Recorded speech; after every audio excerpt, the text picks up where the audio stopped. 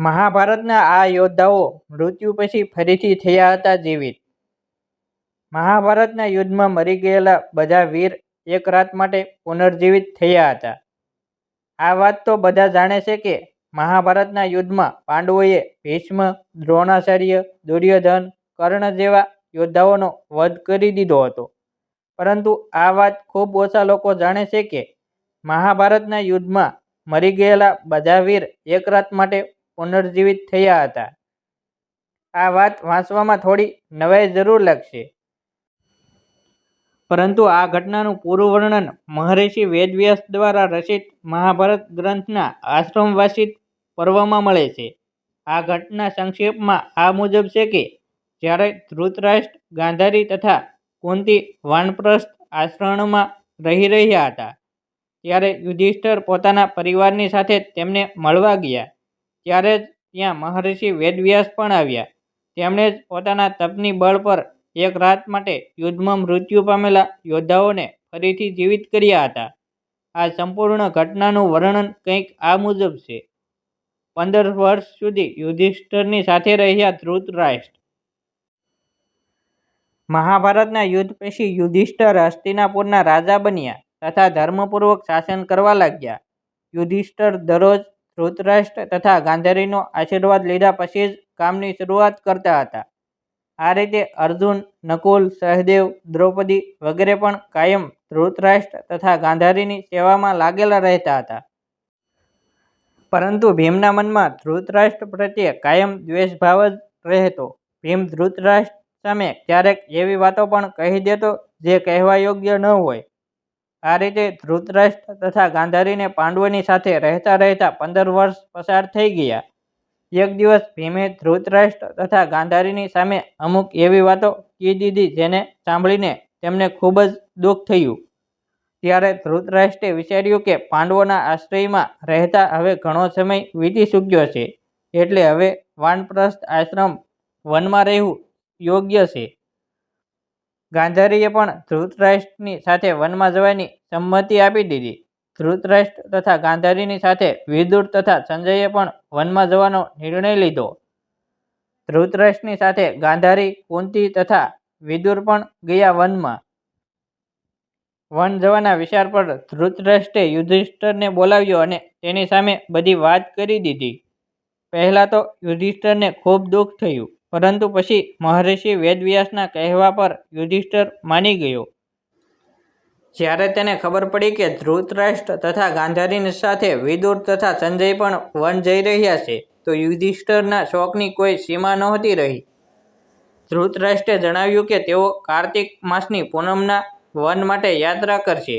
One જતા પહેલા ધૃતરાષ્ટ્રે પોતાના પુત્ર તથા અન્ય પરિજનોના શ્રાદ્ધ માટે ધન માગ્યું. ભીમે દ્વેષપૂર્ણ ધન આપવા ઇનકાર કરી દીધો. ત્યારે યુધિષ્ઠિરે તેને ઠપકો આપ્યો અને ધૃતરાષ્ટ્રને ખૂબ ધન આપી શ્રાદ્ધ કર્મ પૂર્ણ કરાવ્યું.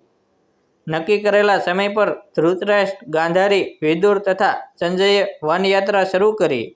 આ બધાયને વન જતા જોઈ પાંડવોની માતા કુંતીએ પણ વનમાં જવાનું નક્કી કર્યું. પાંડવોએ તેમને ખૂબ સમજાવવા પ્રયાસ કર્યા, પરંતુ કુંતી પણ ધૃતરાષ્ટ્ર અને ગાંધારીની સાથે વન જતી રહી. ધૃતરાષ્ટ્રથી મળવા 1 વર્ષ પછી ગયો હતો યુધિષ્ઠિર. ધૃતરાષ્ટ્ર તથા અન્ય લોકોએ પહેલી રાત ગંગા નદીના કિનારે વિતાવી. થોડા દિવસ ત્યાં રોકાયા પછી ધૃતરાષ્ટ્ર, ગાંધારી, કુંતી, વિદુર અને સંજય કુરુક્ષેત્ર આવી ગયા. અહીં મહર્ષિ વેદવ્યાસ પાસે વનવાસની દીક્ષા લઈ બધા મહર્ષિ સતયુપના આશ્રમમાં રહેવા લાગ્યા. વનમાં રહીને ધૃતરાષ્ટ્ર કઠિન તપસ્યા કરવા લાગ્યા. તપથી તેમના શરીરનું માંસ સુકાઈ ગયું. માથા પર મહર્ષિઓની જેમ જટા ધારણ કરી તેઓ વધુ કઠોર તપ કરવા લાગ્યા. તપથી તેમના મનનો મોહ દૂર થઈ ગયો. ગાંધારી તથા કુંતી પણ તપમાં લીન થઈ ગયા. વિદુર તથા સંજય તેમની સેવામાં લાગેલા રહેતા અને તપસ્યા કરતા. આ રીતે તેઓ વનમાં રહેતા તેમને લગભગ 1 વર્ષ વીતી ચૂક્યો હતો. બીજી તરફ હસ્તિનાપુરમાં એક દિવસ રાજા યુધિષ્ઠિરના મનમાં વનમાં રહેતા તેમના પરિજનોને જોવાની ઈચ્છા થઈ. ત્યારે યુધિષ્ઠિરે પોતાના સેના પ્રમુખને બોલાવી કહ્યું કે વન જવાની તૈયારી કરો. હું મારા ભાઈઓ તથા પરિજનોની સાથે વનમાં રહી રહેલા મહારાજા ધૃતરાષ્ટ્ર, માતા ગાંધારી તથા કુંતીના દર્શન કરવા જઈશ. આ રીતે પાંડવોએ પોતાના પૂરા પરિવારની સાથે વન જવાની યાત્રા શરૂ કરી. પાંડવોની સાથે નગરવાસીઓ પણ હતા, જેઓ ધૃતરાષ્ટ્રના દર્શન કરવા ઈચ્છતા હતા. યુધિષ્ઠરના શરીરમાં સમાઈ ગયા હતા વિદુરના પ્રાણ. પાંડવ પોતાની સેનાની સાથે ચાલતા ચાલતા તે જગ્યાએ પહોંચી ગયા જ્યાં ધૃતરાષ્ટ્ર, ગાંધારી તથા કુંતી રહેતા હતા. જ્યારે યુધિષ્ઠિરે તેમને જોયા તો તેને ખૂબ પ્રસન્નતા થઈ અને મુનિઓના વેશમાં પોતાના પરિજનોને જોઈને દુઃખ પણ થયું. ધૃતરાષ્ટ્ર, ગાંધારી તથા કુંતી પણ પોતાના પુત્રો તથા પરિજનોને જોઈને ખુશ થયા. જ્યારે યુધિષ્ઠિરે વિદુરને ત્યાં ન જોયા તો ધૃતરાષ્ટ્રને તેમના વિશે પૂછવા લાગ્યો. ધૃતરાષ્ટ્રે જણાવ્યું કે તેઓ કઠોર તપ કરી રહ્યા છે. ત્યારે યુધિષ્ઠિરને વિદુર એ તરફ આવતા દેખાયા, પરંતુ આશ્રમમાં આટલા લોકોને જોઈ તેઓ પાછા જતા રહ્યા. યુધિષ્ઠિર તેમને મળવા તેમની પાછળ દોડ્યા.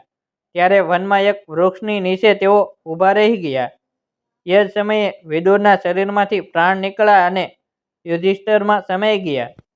જ્યારે યુધિષ્ઠિરે જોયું કે વિદુરજીના શરીરમાં પ્રાણ નથી તો તેણે તેમની અંતિમ ક્રિયા કરવાનું નક્કી કર્યું.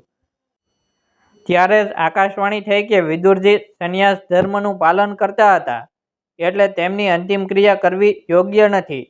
આ વાત યુધિષ્ઠિરે આવીને મહારાજા ધૃતરાષ્ટ્રને જણાવી.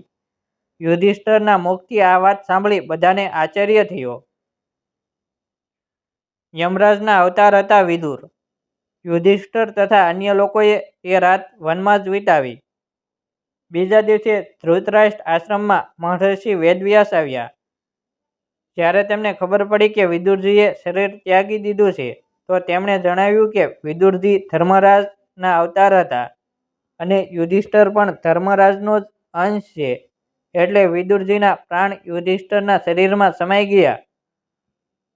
મહર્ષિ વેદવ્યાસે ધૃતરાષ્ટ્ર, ગાંધારી અને કુંતીથી કહ્યું કે આજ હું તમને મારી તપસ્યાનો પ્રભાવ બતાવીશ. તમારી જે ઈચ્છા હોય તે માંગો. ત્યારે ધૃતરાષ્ટ્ર તથા ગાંધારીએ યુદ્ધમાં મૃત પોતાના પુત્રો તથા કુંતીએ કર્ણને જોવાની ઈચ્છા પ્રગટ કરી. દ્રૌપદી તથા અન્ય લોકોએ પણ પોતાના પરિજનોને જોવા ઈચ્છતા હતા. મહર્ષિ વેદવ્યાસે કહ્યું કે એવું જ થશે. યુદ્ધમાં મૃત્યુ પામેલા જેટલા પણ વીર છે તેમને આજે રાતે તમે બધા જોઈ શકશો. એવું કહીને મહર્ષિ વેદવ્યાસે બધાને ગંગા નદીના કિનારે ચાલવા માટે કહ્યું. મહર્ષિ વેદવ્યાસના કહેવા પર બધા ગંગા નદીના કિનારે ભેગા થયા અને રાત થવાની રાહ જોવા લાગ્યા. વિધવા સ્ત્રીઓ પોતાના પતિઓની સાથે ગંગામાં કૂદી ગઈ. રાત થવા પર મહર્ષિ વેદવ્યાસે ગંગા નદીમાં પ્રવેશ કર્યો અને પાંડવ તથા કૌરવ પક્ષના બધા મૃત યોદ્ધાઓને આહ્વાન કર્યું.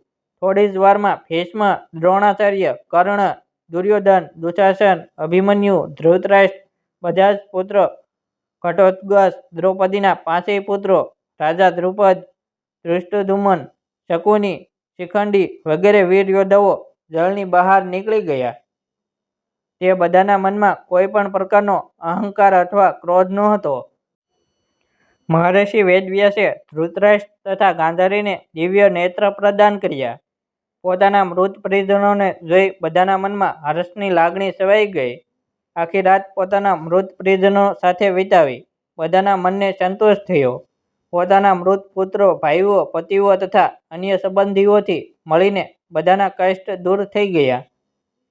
ત્યારે મહર્ષિ વેદવ્યાસે ત્યાં ઉપસ્થિત વિધવા સ્ત્રીઓથી કહ્યું કે જે પણ પોતાના પતિની સાથે જવા ઈચ્છે છે તેઓ ગંગામાં ડૂબકી લગાવે. મહર્ષિ વેદવ્યાસના કહેવા પર પોતાના પતિથી પ્રેમ કરવાવાળી મહિલાઓએ ગંગામાં ડૂબકી લગાવી અને શરીર છોડી પતિલોકમાં ચાલી ગઈ. આ રીતે આ અદ્ભુત રાત પૂરી થઈ. જય શ્રી કૃષ્ણ.